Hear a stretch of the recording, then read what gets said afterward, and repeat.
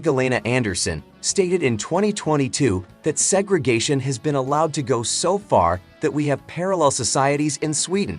We live in the same country, but in completely different realities. We will have to reassess our previous truths and make tough decisions. So massive immigration has imposed high costs on Sweden, not only socially but in economic terms. The Central Bank of Sweden calculated that the massive influx of immigrants in 2015, the year the country took in 163,000 refugees, led to a reduction in GDP per capita of 1.7% and an increase in unemployment of 2.2 percentage points. So, as we can see, Sweden's desire to be inclusive and multicultural, receiving immigrants from Africa and the Middle East, put an end to the social cohesion and pacifism that characterize Sweden. One might think that the number of refugees arriving in Sweden is mainly due to external factors. However, a country with Sweden's isolated geographical position and two neighbors like Finland and Norway has great control over the number of refugees arriving. So the number of asylum seekers in Sweden depends mainly on the political decision to relax protection and border control.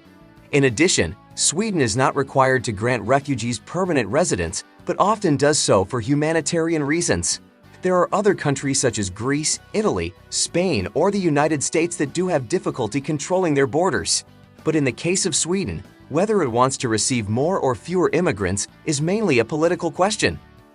On the contrary, there are other countries like Australia and Canada that also accept tens of thousands of immigrants a year, but it is an immigration based on employment and labor market needs.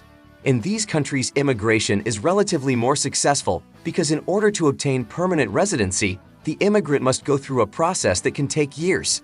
For example, those who arrive as students must pay for their education and purchase private health insurance. And to apply for permanent residency, they must demonstrate that they speak the language and have the experience and qualifications necessary to formally enter the labor market. In this way, the contribution that immigrants make to the country's progress is more visible.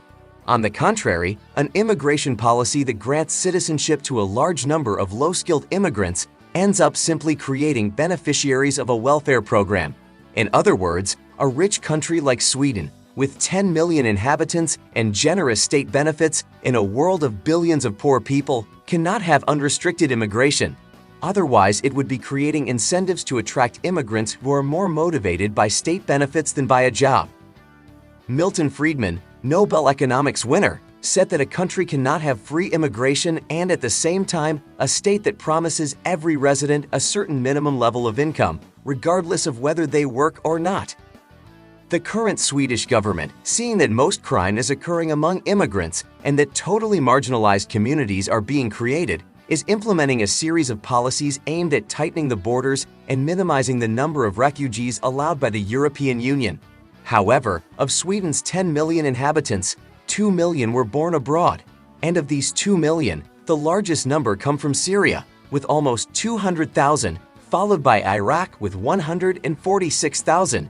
And the fact that they are already Swedish citizens means that they can now vote, and that access to the ballot box empowers them to vote in the future for policies that benefit their immigrant communities.